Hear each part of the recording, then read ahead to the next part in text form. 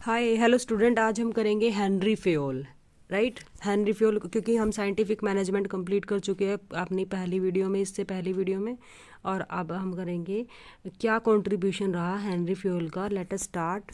The real father of modern management theory is French industrialist Henry Fayol.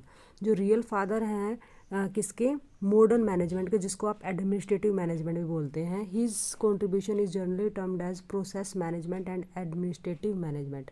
Fayol looked at the problem from top management. उन्होंने किसके point of view से देखा, top management के। जैसे Taylor ने lower level से start किया था काम, तो उन्होंने लोअर लेवल की यानी कि वर्कर को क्या प्रॉब्लम आती है उस तरह से उन्होंने अपनी थ्योरी दी। और जो फेयोल है, क्योंकि उन्होंने स्टार्ट किया था आपका काम हायर लेवल से, इसीलिए उन्होंने टॉप मैनेजमेंट के पॉइंट ऑफ व्यू से अपनी थ्योरी दी थी। He has used the term administration instead of management, emphasize that there is a unity of science of administration. This administrative science can be applied equally well to public and private affair. ये public organization में भी चलेगा और private में भी। Therefore management is universal phenomenon. Definitely कहीं पे भी आप जाइए, चाहे आप छोटे से लेवल पे कोई इवेंट कर रहे हो, चाहे बड़े लेवल पे, चाहे स्कूल है, चाहे यूनिवर्सिटी है, चाहे हॉस्पिटल है, हर जगह आपको मैनेजमेंट की ज़रूरत पड़ती है। However he has emphasise that principle of management are flexible and not absolute and are usable regardless of changing and special condition. So let us see उन्होंने इंडस्ट्रियल एक्टिविटी को कैसे डिवाइड किया है। Fayol found that activity of an industrial organisation could be divided into 6 group. उन्होंने 6 group में divide किया है। First is technical relating to production and maintenance. Second is commercial relating to buying, selling and exchange. And third one is financial, right? Financial search for capital and optimum utilisation. Fund कहाँ से आएगा और कैसे use करना है। Security, protection of property और human being. Accounting of stores, equipment, statistics is also covered under accounting. फिर managerial activity जो कि आपका मेन रहेगा यहाँ पे, planning, organising, commanding, coordinating and control. Fayol divide his approach of studying management into 3 part. उन्होंने 3 part में divide किया है अपनी अप्रोच को। लेट अस सी वो 3 पार्ट कौन से हैं। तो पहला पार्ट रहेगा आपका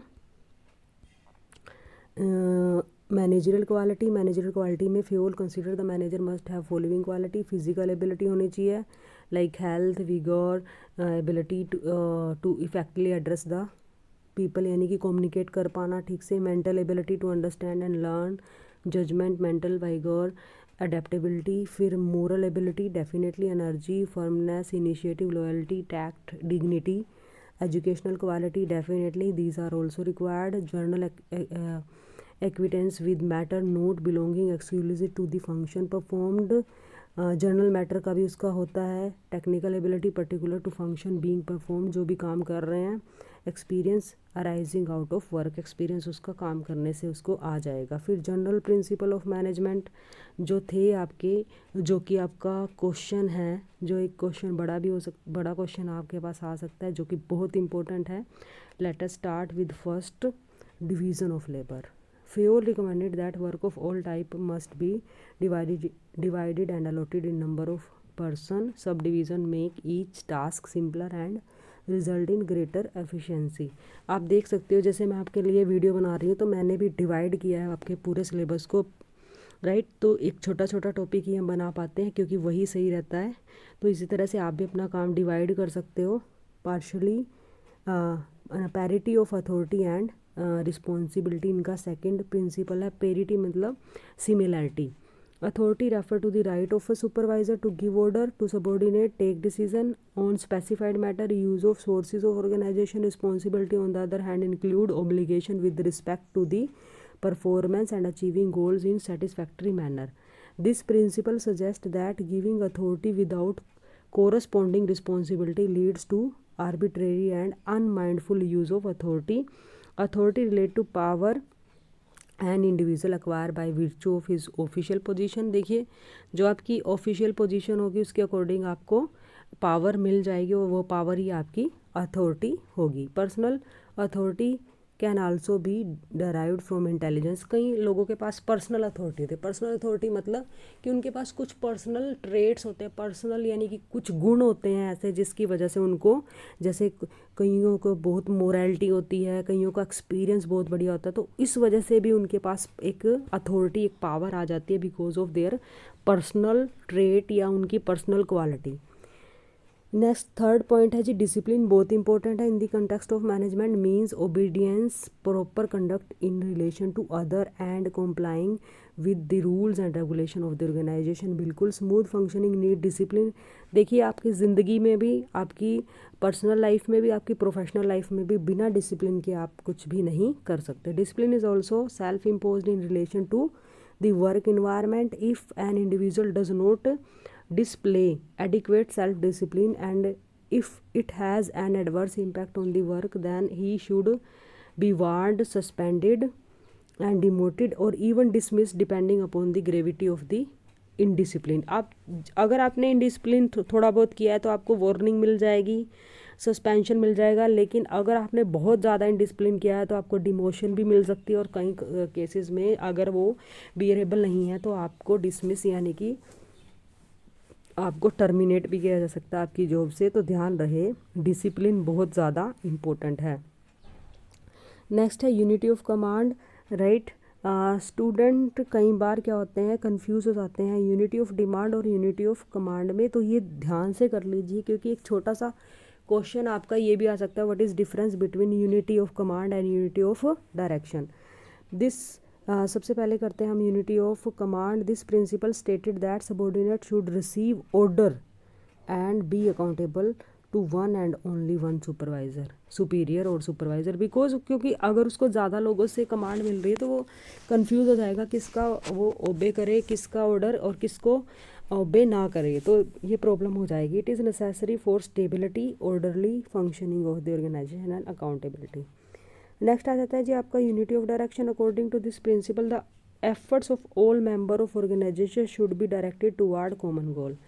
यानी कि हाँ, अब देखो ऑर्गेनाइजेशन में क्या है, बहुत सारे लोग काम कर रहे हैं तो उनके जो भी काम कर रहे हैं उनको डायरेक्ट करना उन्होंने common goal.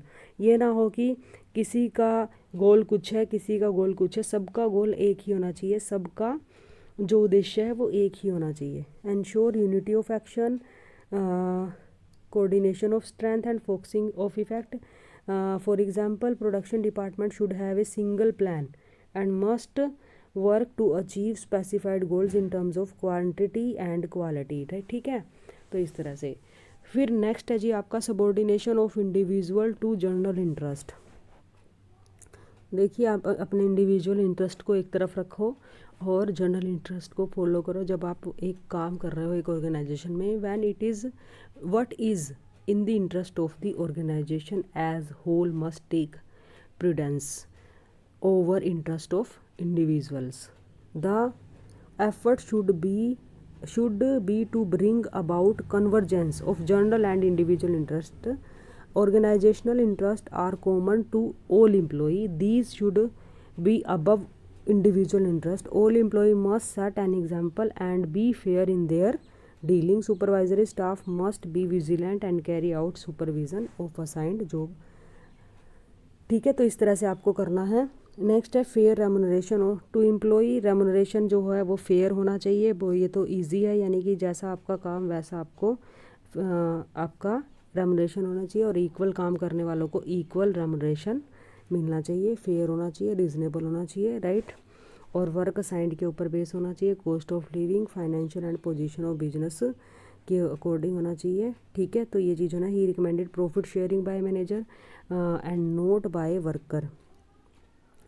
Fayol recommend non financial incentive for worker. Worker को नॉन फाइनेंशियल इंसेंटिव दिए जाना चाहिए और मैनेजर को profit sharing. Centralisation and decentralisation. Centralisation means the concentration of all power at top level of management and decentralisation means authority or power is shared by middle as well as low level of management. Degree of centralization and decentralization depend upon the size of organization, experience of superiors and ability of subordinate. फिर है scalar chain, जो कि आपका छोटा question भी आ सकता है जो बहुत ही इंपॉर्टेंट है। अभी स्केलर चेन देख लेते हैं। ये देखो इसमें आपका ग्राफ भी बना हुआ है, तो स्केलर चेन बहुत ही इंपॉर्टेंट है। Let us see. Fayol defines scalar chain as the chain of superior ranging from top management to the lowest rank. The chain also determine the line of authority. The principle suggests that there should be clear line of authority from top to bottom. आप देख सकते हो, it is a chain command as well as communication. An employee C could speak to his counterpart G by cutting the cross. The formal chain same by B could speak to F. This communication was necessary organisation efficiency के लिए. इस तरह से आपका ये रहेगा. फिर next है आपका order. The principle is concern arrangement of thing and placement of people, की चीज़ों को अरेंज किया जाए और लोगों को सही जगह पे प्लेस किया जाए. Arrangement of thing material order and arrangement of people social order. The people should be assigned specific place for of work and they should be available there and things should be kept allotted places, right? Next है equity. Equity means similar treatment is assigned to people at similar position. दो लोग similar position पे काम कर रहे हो, दोनों के साथ fair behave होना चाहिए. For example, workers performing similar job should be paid similar wage. ये ना हो कि एक को क्योंकि वो चापलूसी करते हैं, बटरिंग कर रहा है अपने बॉस की, उसको ज़्यादा सैलरी मिल रही है और काम सेम ही कर रहा है, ठीक है.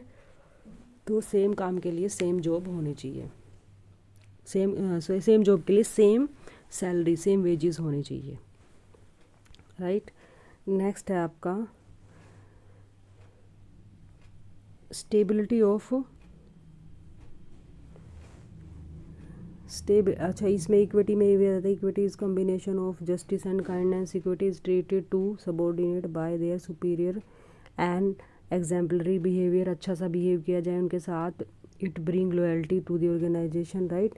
और उसके बाद आता है stability of tenure of personal. ये ना हो कि आज आपको लगाया अगर कल कह दिया कि नहीं आप काम नहीं कर सकते, आप जा सकते हो, ऐसा नहीं होना चाहिए. Employee should not be moved from their position frequently. Period of service in a position should be fix होना चाहिए. The individual should not be transferred, ना ही उनकी ट्रांसफ़र होनी चाहिए जल्दी जल्दी. Often as it take time to settle down in new appointments.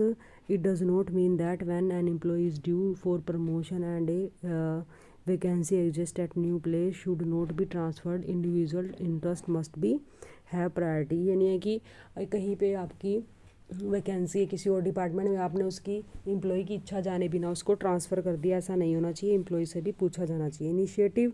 Employ at all level should be allowed to take initiative in work related matter. काम से related matter में इनिशिएटिव के लिए एम्प्लॉय को इनकरेज किया जाना चाहिए. Initiative means eagerness to initiate action without being asked to do so. However, it does not imply freedom to whatever people like to do.